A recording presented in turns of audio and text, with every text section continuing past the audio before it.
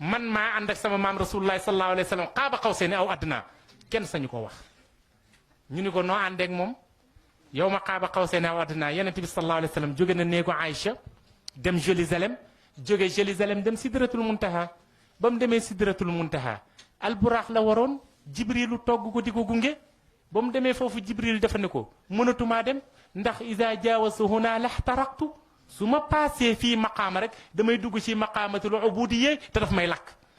ndax keroog yàlla bi ko Moussa ne dama laa bëgg a gis yàlla ni ko Moussa danga maa bëgg a gis mu ni ko dama laa bëgg a gis yow yàlla mu ni ko ah mu ni ko waaw mu ni ko demal ci doj bi boo demee ci doj bi montagne bi gën a mag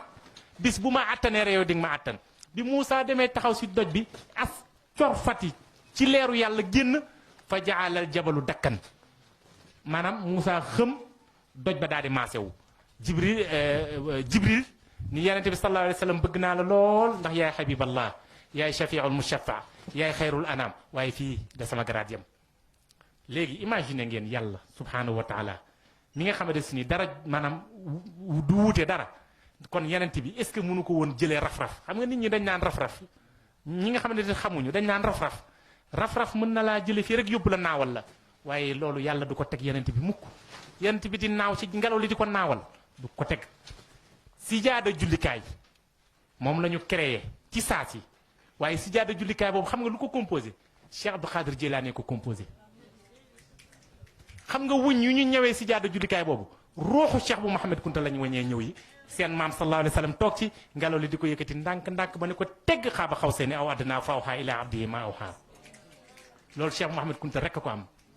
mu ne atlaani rabbi ala al asraari fa fustu bi sirri lazil kaylaani yàlla xamal na ma secret yépp nag ma raw ñëpp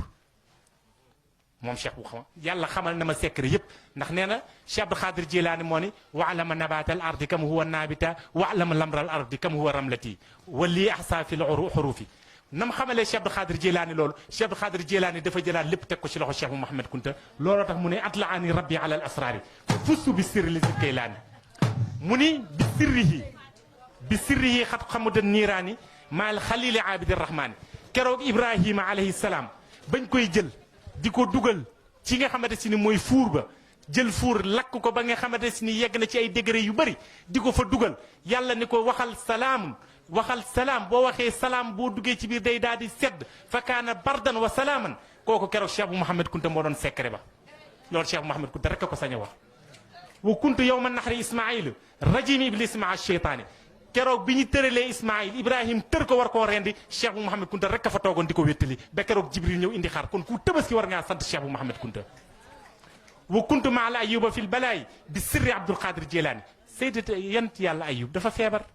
jabaram mbokk ya ñépp daw bàyyi ko ñu mujj koo génne ci ginnaaw dëkk ba ndax yaram bi da doon génne sax benn wéttal la fa amoon mooy Cheikh bu Mouhamed Kunta